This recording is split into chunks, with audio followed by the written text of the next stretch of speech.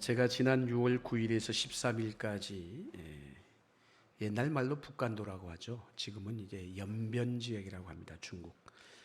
4박 5일 동안 다녀왔는데 오늘 제가 좀 이렇게 사진하고 좀 자료를 보여드리려고, 왜냐 오늘 6.25 기념 예배이기 때문에 또 좀 맞을 것 같아서 오늘 여러분에게 보여드리려고 합니다. 한번 사진 자료를 보면서 제가 좀 설명을 하겠습니다.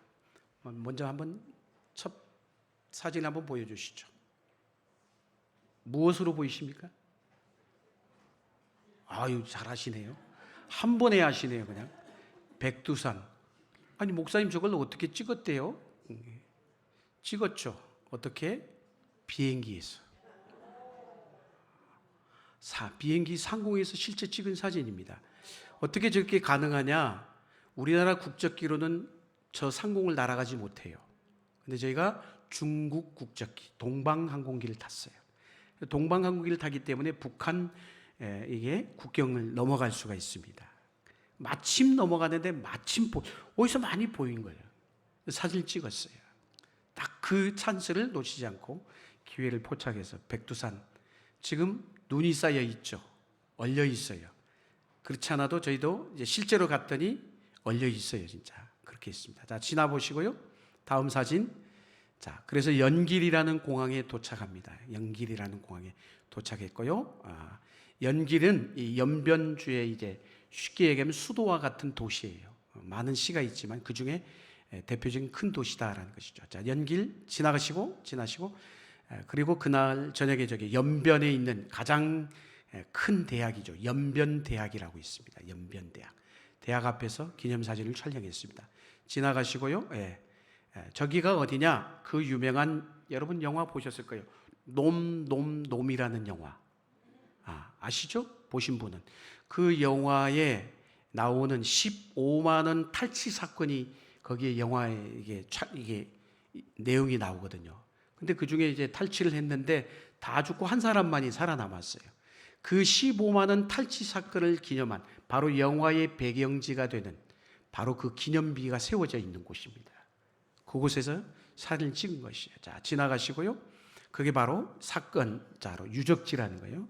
지나가시고, 저기가 어디냐면 그 유명한 우리 일제 치하 당시에 예수 믿는 사람들이 이제 우리나라 땅을 넘어가서 만주라는 곳에 가서 거기에 명동촌이라는 곳을 세우게 됩니다. 그곳에서 하나님 나라의 이상을 꿈꾸며 하나님 나라의 그리스도인의 삶을 살아가는 믿음의 공동체를 이루어가는 그 일을 앞장섰던, 지도했던 바로 저 김야견 목사님의 상입니다.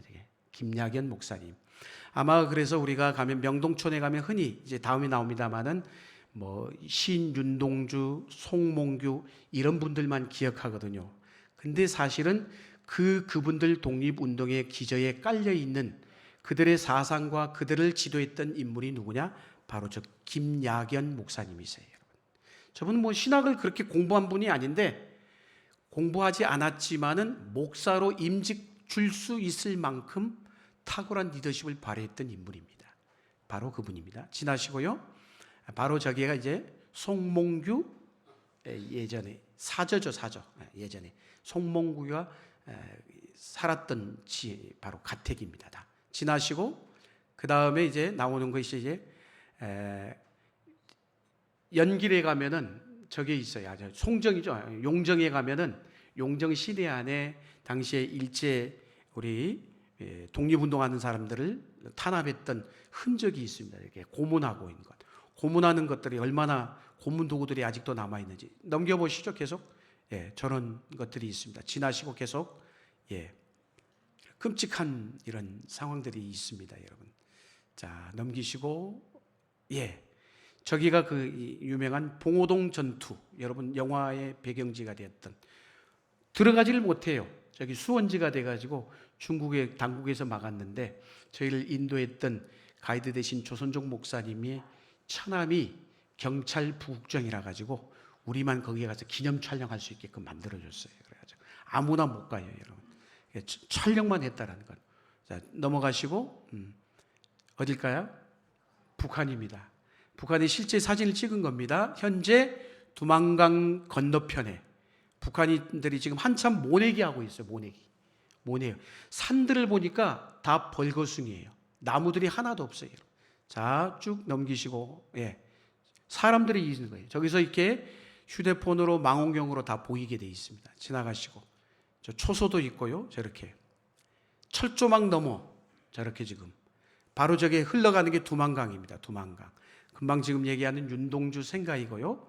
그 다음에 넘기시면 그 유명한 선구자의 노래인 일송정 배경이 되는 곳입니다. 저게 바로 용정에 있습니다. 용정. 넘기시고요. 북한의 모습이죠. 넘기시고 북한의 자 여기가 어디냐면 여러분 여기가 지금 여기 보이는 이 지역이 여기가 현재 두만강과 아까 전에 얘기했지만은 러시아와 북한과 중국이 3개국이 맞닿아 있는 지역이에요. 그 중에 저기가 지금 바로 흔히 북한에서 바라보는 동해입니다. 동해. 현재 동해예요, 여기가. 넘겨보시고요. 네.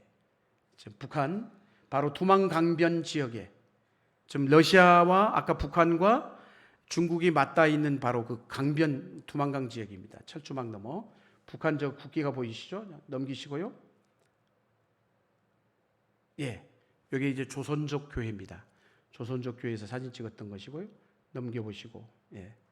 자, 바로 여기가 금방 제가 얘기한 러시아, 중국, 조선의 변경이 되는 기념적이죠. 저 뒤에가 지금 보이시죠? 저 뒤에가 지금 동해입니다. 동해. 이 흘러가는 게 두만강 끝자락이에요. 동해로 흘러가는 끝자락입니다. 끝자락이시고 넘기시고 그 백두산에서 흘러내려오는 장백폭포입니다. 지금 얼려 있죠? 얼려 있어요. 넘기시고요. 이게 지금 백두산 얼려 있는 산. 저희가 가기 전날 밤에 눈이 왔대요. 눈이 왔었어요. 넘기시고요. 백두산이 이렇게 보입니다. 천지가. 넘겨주시고요. 쭉 넘기십시오. 넘겨주세요. 끝입니까? 끝났나요? 오케이. 자, 일부러 제가 보여드린 이유는 그거예요. 북한과 중국과 우리 러시아가 맞닿아 있는 지역을 가니까 마음이 참 그렇더라고요. 이상한 느낌이 들어요. 바로 건너편에 북한이 있고. 근데 아까 지금 동영상을 하나 있는데 지금 안 보여줬어요. 기차가 지나가는 거 제가 올렸을 텐데 그냥 지나가 버린 것 같아요. 기차가 지나갑니다. 기차가 바로 두만강 그 끝자락 부분에서 아까 중국과 러시아와 그리고 북한이 맞닿아 있는 지역에 두만강 건너편에서 기차가 지나가는 거예요. 제가 그걸 촬영을 했거든요. 촬영을 했는데 그 왜 촬영했냐? 그곳이 바로 예전에 김정은이 러시아를 갈 때 건너갔던 철로예요. 철로가 바로 보입니다. 그 앞에서 바로 보입니다. 제가 오늘 여러분들에게 이걸 보여드리는 오늘 6.25 기념 예배를 드리면서 우리나라가 어쨌든 6.25 발발이 되고 부산까지 낙동강까지 밀려갔다가 다시 수도를 회복하고 다시 압록강까지 갔다가 다시 또 밀려왔잖아요. 그래서 마침내 휴전이 됐는데 어쩌면은 아까 봐야 될 때 우리 땅이죠. 우리 땅이에요, 여러분. 조선이에요. 사실은 만주 자체도 어찌 보면은 역사적으로 보면 우리 대한민국 땅덩어리예요. 사실은 연변이라는 이 북간도 지역이 말입니다. 그런 마음이 어쨌든 교차되는 여러 가지 마음이 교차되는 가운데 제가 일부러 보여드린 이유는 이 나라의 이민족을 우리가 특별히 누구보다도 생각하는 우리 성도들이 돼야 되지 않을까라는 입장에서 제가 이 사진의 자료들을 일부러 보여드린 겁니다. 우리가 2025년 6월이잖아요. 6월 특별히 1950년 6월 25일 6.25 전쟁이 일어났잖아요. 그래서 6.25 전쟁이 일어난 지 벌써 75주년이 되는 해가 됐습니다, 여러분. 우린 6.25 전쟁을 기억합니까? 기억하지 못합니까? 이 중에 6.25를 지나신 분들이 계셔요. 6.25 세대이신 분들이 계셔요. 80, 90 뭐 다 나신 분들 다. 6.25 이미 전쟁을 겪으셨잖아요. 그분들은 6.25를 기억할 것입니다, 여러분. 그러나 그 이후의 세대인 저와 여러분, 전후 세대들은 6.25를 기억해요, 기억하지 못해요? 기억하지 못하죠. 그냥 말로만 듣는 것이지. 하늘과 땅 차이예요, 여러분. 그런데 생각해 보세요. 6.25 전쟁이 발발했는데 오늘 우리가 이 자리에 앉아 있다는 것, 얼마나 신기한 일입니까? 이건 은혜가 아니고는 설명할 길이 없어요, 여러분. 지금도 아까 우리 장님도 기도했지만 세계에서 여러 곳에서 지금 전쟁이 지금 도사리고 있고 전쟁이 발발해서 아직 전쟁이 멈춰지지 않는 곳도 있고요. 여전히 그런데 6.25 전쟁이 발발한 지 75년이 됐지만은 이 나라가 그럼에도 불구하고 적화되고 공산주의 국가가 되지 않았다라는 것. 만일에 그렇게 됐다면, 자유민주주의를 지켜내지 못했다면 오늘의 대한민국이 있을까요? 없겠지요, 여러분. 남침이 시작된 지 알다시피 3일 만에 수도가 함락이 되고 정말 속도전 같이 낙동강까지 밀려갔잖아요, 여러분. 그런 위험 속에서 여러분 상상을 해보세요. 이거는 하나님의 섭리와 하나님의 간섭하심이 아니고는 설명할 길이 없는 거예요. 어떻게 그런 상황 속에서 유엔군이 이 한국전쟁에 파병할 것인지 결정을 내렸는지, 그 상황들을 여러분 우리가 역사적인 사실들을 들여다보면요, 야, 이건 진짜 하나님의 도우심이다, 하나님의 은혜다. 저는 목회자로서 그렇습니다. 신앙인으로서 오늘날같이 우리나라가 이만큼 번영하고 이만큼 잘 살고 있는 그 밑바탕에는 우리 믿음의 그리스도인들의 헌신적인 노력과 기도가 있었다라고 저는 믿습니다. 우리 하나님의 도우심과 돌보심이 있었기 때문에 이 나라가 여기까지 온 거예요. 이걸 잊으시면 안 돼요. 오늘 우리는 이 한반도에서 우리 민족이 거주한 이래 정말 최고의 전성기, 최고의 번영기를 보내고 있잖아요. 어떻게 이렇게 될 수 있어요? 여러 세계 나라가 우리나라를 부러워할 정도로, 여러분. 여행을 다녀보면 느끼잖아요, 여러분.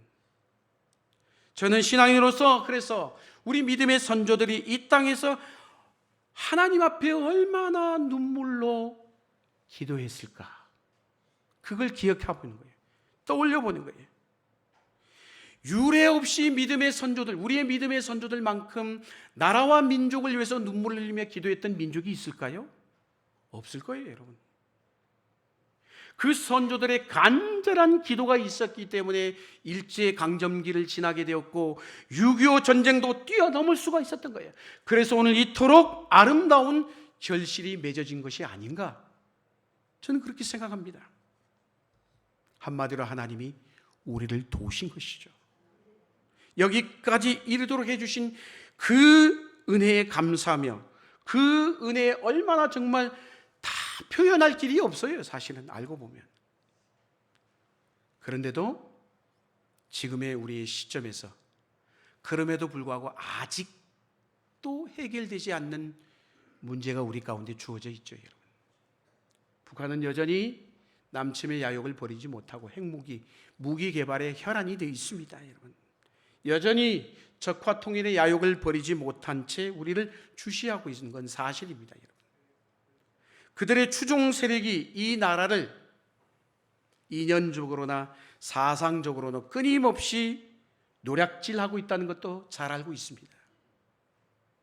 대한민국은 경제적으로 번영한 나라가 되었어요. 자유와 인권과 민주의 가치를 드높인 나라가 되었습니다. 여러 측면에서 볼 때 우리나라는 어찌 보면 세상적으로 성공한 나라이면 틀림이 없어요, 여러분. 그런데도 여전히 사상적인 도전과 이념적인 도발의 위기의 앞에 놓여 있다는 것이에요. 무신론적이고 유물론적인 사회주의 사상으로 무장한 이들은 여전히 한국교회와 기독교인이 이 땅에 서지 못하도록 끊임없이 교회를 무너뜨리기 위해서 노력하고 있는 거 아신지 모르겠어요. 나 혼자 그냥 신앙생활 잘하다가 주님 부르시면 가면 된다, 그건 정말 어린 나이 신앙인 거예요. 우리의 믿음을 우리의 후대에게 물려줘야 되잖아요. 신앙이 계승이 돼야 되잖아요. 기독교가 있는 한, 건강한 교회가 있는 한 그들의 사상과 이념이 설 자리가 없다고 생각하기 때문에 자꾸 그런 사상과 이념들이 도전 앞에 우리가 흔들리고 있는 거예요, 여러분. 설상가상으로 각종 이단의 출현으로 인해서 한국 교회를 얼마나 공격하는지 몰라요. 거짓 영으로 가득한 이단들과 하나님을 인정하지 않는 사상이 교회를 무너뜨리기 위해서 지금도 저기를 불사르고 있죠, 여러분. 제가 중국 교회를 가보니까 중국 교회 장점이 딱 하나 있어요. 다 안 좋은데, 다 힘들어해요, 다 어려워요, 공경에 처해 있어요. 그런데 딱 하나 좋은 게 있어요. 뭐냐? 중국 땅에는 이단이 발을 붙이지를 못해요. 이게 중국 교회의 장점이에요, 여러분. 아이러니한 표현입니다만은 중국 당국이 더 잘 알아요. 이단이 2단인지 3단인지 훨씬 더 잘 알아요. 발을 못 붙여요, 여러분. 저는 이러한 상황 앞에서 한국 사회의 위기를 봅니다. 아마 여러분도 비슷한 생각을 가지시리라 생각합니다. 경제적으로 번영했어요. 잘 사는 나라가 됐어요. 많은 사람이 불우한 나라가 된 건 틀림이 없어요. 그렇지만 여전히 해결되지 않은 이념의 문제, 갈등의 고리, 전쟁의 위기 속에서 마음 놓지 못하는 분들이 얼마나 많습니까? 그게 현실이잖아요. 오늘 본문을 보십시오. 예루살렘 성이 허물어지고 성문이 불탔다는 소식을 듣고 느헤미야가 어떻게 하고 있어요? 울었다라고 했어요. 울며 하나님 앞에 기도했다라고 했어요. 이게 그리스도인의 성도가 가져야 되는 나라와 민족에 대한 태도이고 반응인 것이에요. 할렐루야. 그와 같은 모습이 어쩌면 오늘 말씀에 나오는 지금 예루살렘 성이 허물어지고 성문이 불이 탔다는 소식을 듣고 울고 있는 느헤미야의 모습을 보면서 오늘 우리가 처한 이 나라 이 민족의 모습을, 이 사회의 모습을 우리가 직면할 수 있어야 되는 것이에요. 무너진 성벽의 모습이 오늘 우리가 살아가고 있는 이 사회의 현실의 모습이 아닌지 들여다볼 수 있어야 된다는 것입니다, 여러분. 우리나라의 이념적 상태가 어떤 상태에 놓여 있는지, 더불어 끊임없이 세상으로부터 교회가 공격을 받고 자유민주주의 이념이 침해당하는 이 상황 가운데서 과연 우리 예수 믿는 믿음의 성도들은 어떻게 살아야 될까? 우리 믿는 사람들은 어떤 삶을 살아야 되는 것이 하나님이 기뻐하는 삶일까? 고민하지 않을 수가 없다는 거예요. 특별히 6.25 전쟁 75주년을 맞이하면서 믿음의 그리스도인들이 어떻게 살아야 될지, 또 이 나라를 위해서 우리가 뭘 할 수 있을지, 교회를 위해서는 어떤 일을 할 수 있을지 우리 스스로에게 이 아침 물어보셔야 되는 것이에요. 오늘 느헤미야의 말씀을 통해 오늘 우리에게 들려주시는 하나님의 음성을 들으실 수 있기를 축원합니다. 자, 1장 1절 말씀 같이 한번 읽겠습니다. 시작.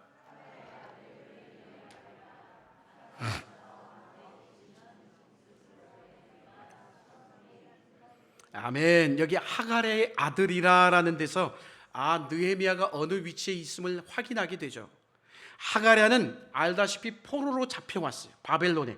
그래서 바벨론에서 태어난 자입니다. 그 하갈의 아들이 누구라고요? 그게 바로 느헤미야라는 거예요. 지금으로 말하면 교포 3세쯤 되는 것이에요. 바벨론 이방 땅에서 태어났단 말이에요. 그런데 그가 지금 어디에 있어요? 임금이 기거하고 있는 수산궁에 있다라고 표현하고 있죠, 여러분. 수산궁은 고대 엘람 왕궁의 수도였고 페르시아 제국의 4수도 가운데 한 수도예요. 지금 그런데 느헤미야가 바로 그 수산궁에 있다라고 얘기를 하고 있습니다, 여러분. 포로로 잡혀온 집안에서, 그것도 3대 만에 궁궐에 들어갈 만한 신분이 되었다는 것, 이건 놀라운 일이 아닐 수가 없죠, 여러분. 그것도 교포 3세가. 느헤미야는 그런데 오늘 또 이렇게 소개하죠. 술 맡은 관원이었다라고 얘기했어요. 우리는 술 맡은 관원 하면 창세기에 보면 요셉 이야기를 통해서 술 맡은 관원이 어느 정도의 큰 권력을 가진 자를 우리가 알잖아요, 여러분. 오늘날로 치면 대통령실, 비서실 혹은 경호실에 근무하는 사람일 것입니다, 여러분. 당시에 독살이 만연하던 시대예요. 언제 임금이 쿠데타를 일으켜서 독살당할지 모르는 시대였기 때문에, 그래서 임금의 그 음료를 담당하면서 임금의 지근거리에서 모시는 왕의 최측근, 왕의 건강과 책임을 지는 보호하는 역할을 감당했던 직위를 가진 인물이 바로 느헤미야, 술 맡은 관원이었다라고 소개를 하고 있습니다. 여러분, 그만큼 왕과 접할 수 있는 시간과 기회가 많았겠죠. 더 나아가 실력을 행할 수 있는 기회도 열려 있었다라고 볼 수가 있는 거예요. 여러분, 그런 자리에 있었던 느헤미야에게 그런데 한 가지 소식이 들려온 거예요. 어떤 소식? 자신의 고향인, 자신의 조국인 예루살렘으로부터 들려온 소식이었어요. 어떤 소식이었을까? 2절 3절입니다. 같이 한번 읽겠습니다. 시작.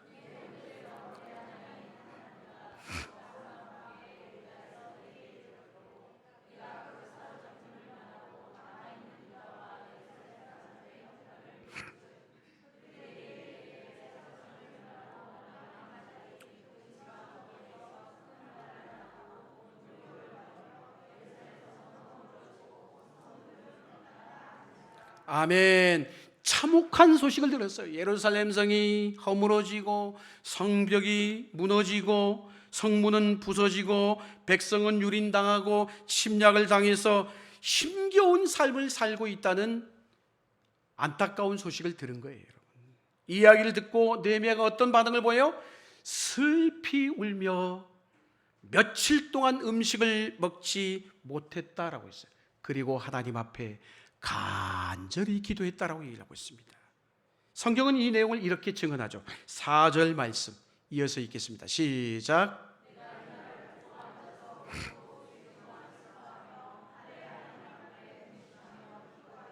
아멘. 얼마나 슬펐던지 며칠 동안 음식을 못 먹은 거예요, 여러분.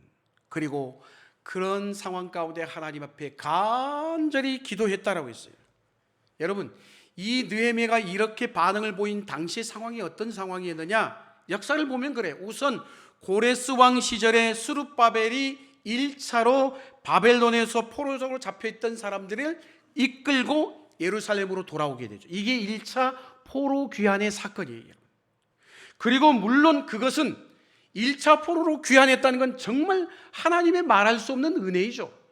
어떻게 포로로 있다가 귀환할 수 있어요? 은혜였단 말이에요. 그래서 그들은 돌아와서 스룹바벨을 중심으로 하나님의 성전을 건축하기 시작합니다.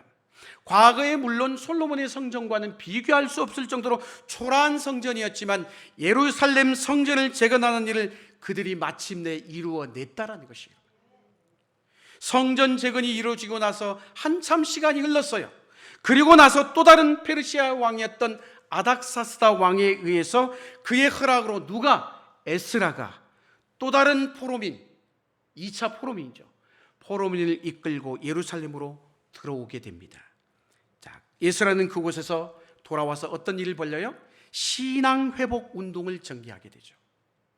율법을 펴서 읽고 하나님의 말씀을 따르기로 결심한 뒤 그분의 말씀에 청종하는 장차 이스라엘을 꿈꾸게 된 것이에요. 저희가 예배 시간마다 성경 봉독을 하고 할 때마다 어때요, 여러분? 일어서서 말씀을 받죠, 여러분. 이유가 뭘까요? 수문학 광장에서 여러분 말씀을 봉독할 때 청중들이 어떻게 했는 줄 아세요? 바로 거기에 나오는 거예요. 말씀을 앉아서 들은 게 아니에요. 서서 들었다라고 했어요. 서서 들은 거예요. 아, 예배 시간에 말씀을 서서 듣는 이유는 바로 거기 있는 거예요. 이유 없이 하는 게 아니에요. 그런 의미가 있구나라는 거예요. 하나님의 말씀을 서서 들은 거예요. 신앙 회복 운동을 말씀을 통해서 전개가 된 것이에요, 여러분. 그렇게 해서 여러분 보세요. 신앙이 회복이 되고 회개가 일어나고 그래서 믿음이 다시 그들 가운데서 불리듯 일어나서 하나님을 믿는 믿음의 백성으로 아름다운 믿음의 공동체를 꿈꿔갔어요. 그러면은 하나님께서 이 백성에게, 이 공동체에게 복을 부어 주실 줄 알았거든요. 당연히 우리도 그런 생각을 해요. 믿음 생활 잘하면 하나님이 우리에게 복을 주실 거야. 그렇게 생각을 하겠어요, 안 하겠어요? 다 할 거란 말이에요. 예루살렘 공동체도 똑같았다는 거예요. 예루살렘이 잘 될 줄 알았어요. 이스라엘들이 신앙을 잘 지키고 성전을 잘 세워 유지한다면 반드시 하나님께서 이 백성에게 복을 부어 주실 것이라고 생각했단 말이에요. 그런데 10여 년이 지난 뒤 다시 소식이 들려왔어요. 어떤 소식? 예루살렘이 환난을 당한다는 소식이었어요. 성전도 지어서 하나님 앞에 봉헌을 했어요. 신앙의 정화의 운동도 일어났습니다. 외부에 그런데 침략을 막을 길이 없는 거예요. 성문을 다시 달고 성벽을 재건해야 했지만 그럴 수 있는 무엇이 없었다는 거예요. 사람들이 없는 거예요. 사람들이. 지혜를 가진 사람들이 없었다는 것이에요. 불탄 성문과 허물어진 성벽의 틈을 타 수많은 외세의 민족이 들어와서 백성을 유린하고 침공하며 모든 것을 빼앗아가 버린 거예요. 그게 이스라엘의 현실의 모습이었어요. 고향에 남겨진 힘없는 동족인 이스라엘 백성이 그토록 힘겹게 살아가고 있다는, 하루하루를 살아가고 있다는 이 소식을 누가? 느헤미야가 들은 거예요. 그런데 느헤미야가 어떻게 했다고요? 그 소식을 듣고 수일 동안 슬피 울며 금식하고 하나님 앞에 나가 간절히 기도했다라는 것이에요. 상상이 되세요? 그 현장에 있는 자라면 이해가 돼요. 그런데 어마어마한 멀리 떨어져 있는, 이방 땅에 이고 있는 느헤미야가 동족의 소식을 들어서 슬피 울며 금식하며 하나님 앞에 기도했다? 상상할 수 없는 일이에요. 우리 같으면.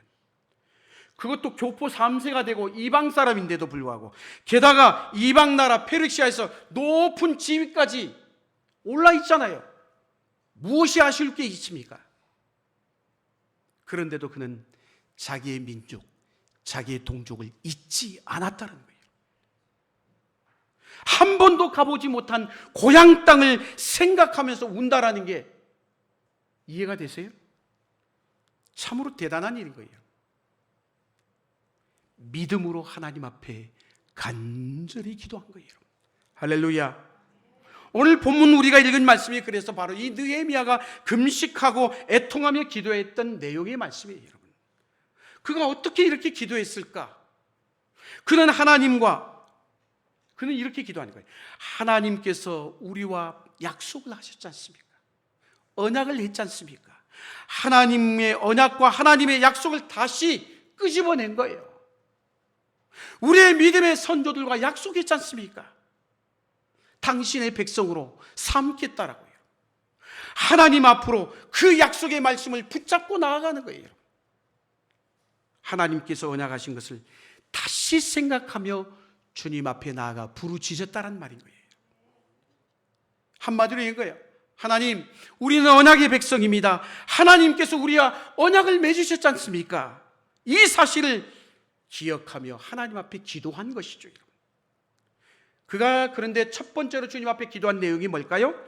이스라엘 백성들의 죄를 용서해 달라는 탄원의 기도의 내용이었어요. 그는 이렇게 고백하며 간청합니다. 6절 7절 말씀 이어서 읽겠습니다. 시작.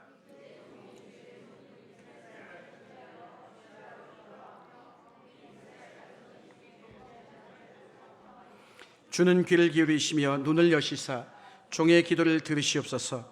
나와 내 아버지의 집이 범죄하여 주를 향하여 크게 악을 행하여 주께서 주의 종 모세에게 명령하신 계명과 율례와 규례를 지키지 아니하였나이다. 아멘.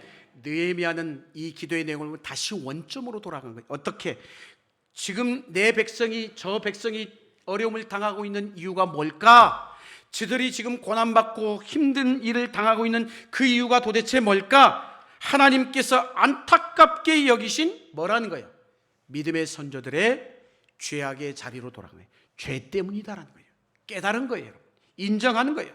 그러면서 하나님 앞에 이렇게 탄원하는 거예요. 하나님, 우리 이스라엘 민족이, 내 백성이 죄를 지었습니다. 하나님의 계명을 어겼습니다. 하나님의 뜻을 어겼습니다. 그래서 우리가 이런 어려움에 빠졌습니다. 죄를 인정하며 하나님 앞에 용서를 구하고 있는 거예요. 사실 이 기도는 굉장히 놀라운 기도예요. 여러분, 생각해 보세요. 예루살렘에 한 번도 가보지 못했어요. 느헤미야가 한 번도 가보지 못한 이 느헤미야가 어떻게 이런 기도를 드릴 수 있을까요? 어떻게 자기 이스라엘 민족, 예루살렘에 살고 있는 거민들과 자기 동족과 똑같은 마음을 가지고 기도할 수 있겠느냐라는 거예요. 어떻게 이렇게 마음이 하나가 될 수 있겠냐는 거죠. 멀리 예루살렘에서는 약탈과 노략질과 성벽이 무너지고 성문이 불타는 일이 벌어지고 있는데, 그 일이 바로 뭐 때문이라는 거예요? 느헤미야가 우리의 죄 때문입니다.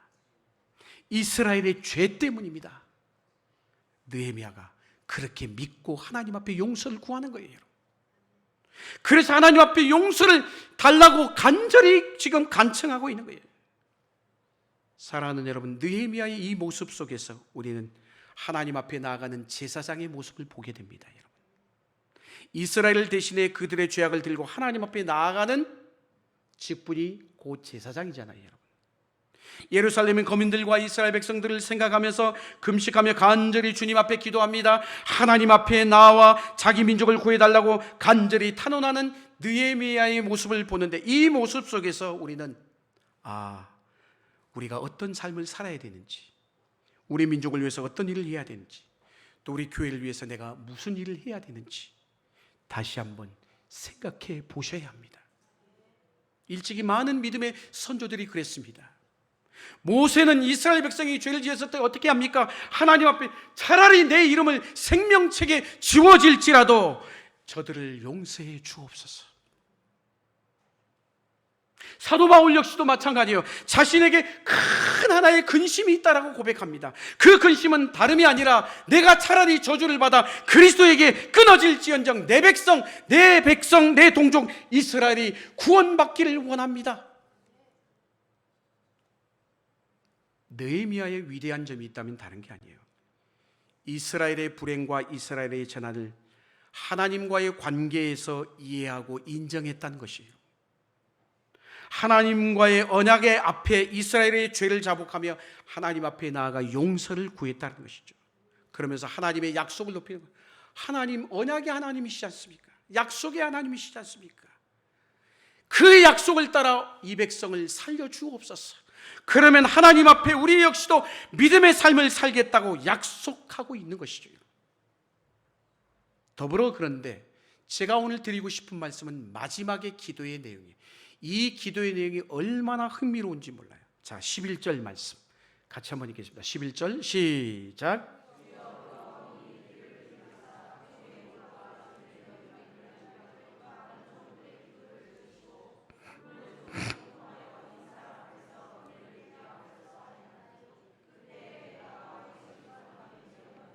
아멘. 이 기도의 내용이 굉장히 흥미로운 장면이에요. 왜냐?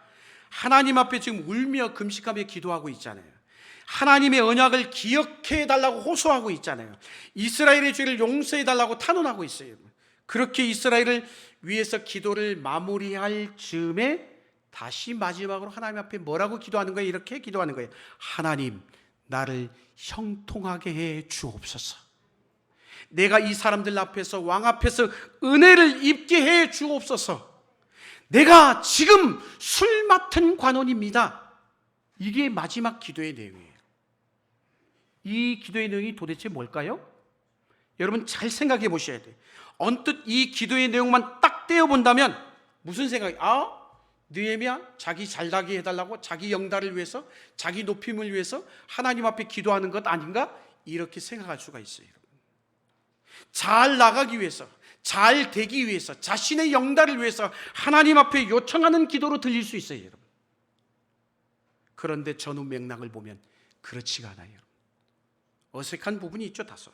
뭔가 다른 의미가 있는 기도처럼 들린다는 거예요. 뭐냐? 앞선 내용은 이스라엘의 죄를 고백하면서 이스라엘을 구원해달라는 안타까운 호소로, 눈물로 기도하는 내용이 나와 있어요. 그런데 그 뒤에 바로 오늘 이어진 이 마지막 부분의 내용이 뭐라고요? 나를 형통하게 해달라는 거예요. 내가 왕 앞에서, 사람들 앞에서 은혜를 입게 해 주옵소서. 내가 지금 이 자리가 술 맡은 관원임을 주께서 아시지 않습니까? 청혼하고 있는 거예요. 참으로 흥미롭게도 그는 기도의 마지막 부분에 자신의 일과 자신의 위치를 하나님 앞에 내어놓고 있는 거예요. 나는 술 맡은 관원입니다. 오늘 본문의 흐름을 본다면 이거예요, 여러분. 하나님께 은혜를 구합니다 라고 기도했더니 내가 술 맡은 관원이 되었다 라고 느껴지도록 해석이 되어 있지만 사실 완료형으로 이해하는 것이 훨씬 더 바람직해요. 그러면 기도의 내용은 이렇게 되는 거예요. 어떻게 되냐? 이런 거예요. 하나님, 지금 나는 술 맡은 관원의 직분을 감당하고 있습니다. 하나님, 나의 일을 형통하게 해 주십시오.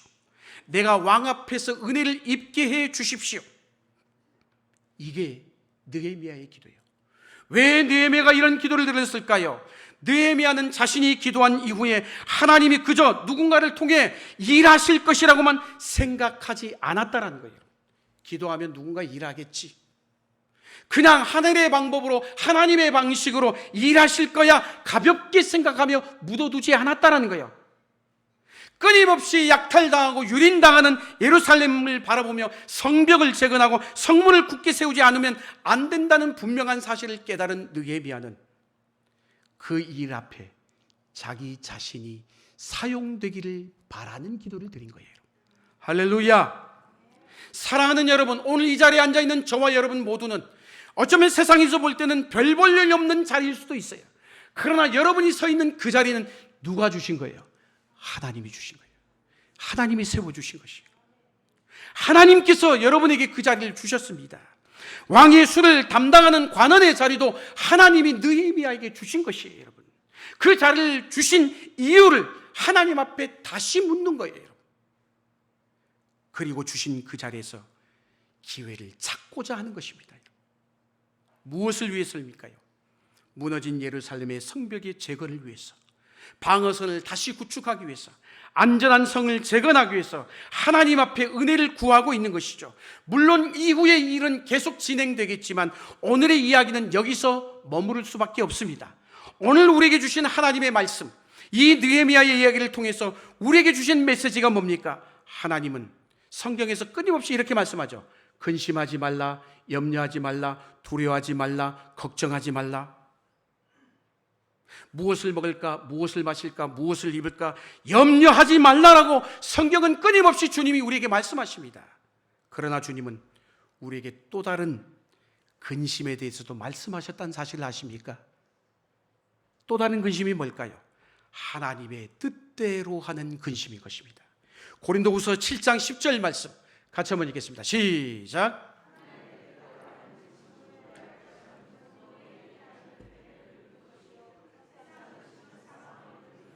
아멘. 영혼을 위하여 하는 근심, 이 나라와 민족을 위하여 하는 근심, 교회를 생각하며 하는 근심, 이 민족을 생각하며 주님 앞에 드리는 근심은 어떤 근심이라는 거예요? 하나님 앞에 합당한 근심인 줄로 믿습니다. 하나님이 기뻐하시는 이름을 기억해야 된다는 것이에요. 오늘 우리 민족, 이 백성, 교회에 무너진 성벽이 무엇일까요? 우리 어떻게 이 성벽을 재건할 수 있을까요? 고민하며 함께 기도해야 합니다. 간절한 마음으로 우리 백성의 죄를 주님 앞에 내어놓고 우리 교회의 죄악을 주님 앞에 내어놓고 고백해야 되는 것이에요. 용서를 구하셔야 돼요. 마치 내일인 것처럼 주님 앞에 중보의 자리에 서실 수 있기를 축원합니다. 또한 느헤미야의 기도한 마지막 기도를 기억하시길 바랍니다.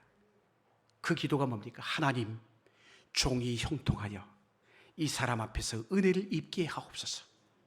내가 잘 되는 건 나의 영달을 위한 기도가 아니에요. 하나님, 나를 형통케 함으로 이 백성이, 내 가정이, 이 민족이, 이 사회가, 이 교회가 잘 되게 하여 주옵소서. 이 기도가 우리 모두의 기도가 된다면 여러분은 진정한 하나님 앞에 선 믿음의 중보자가 될 줄로 믿습니다. 이 일에 쓰임받는 우리 모두가 될 수 있기를 주의 이름으로 축복합니다.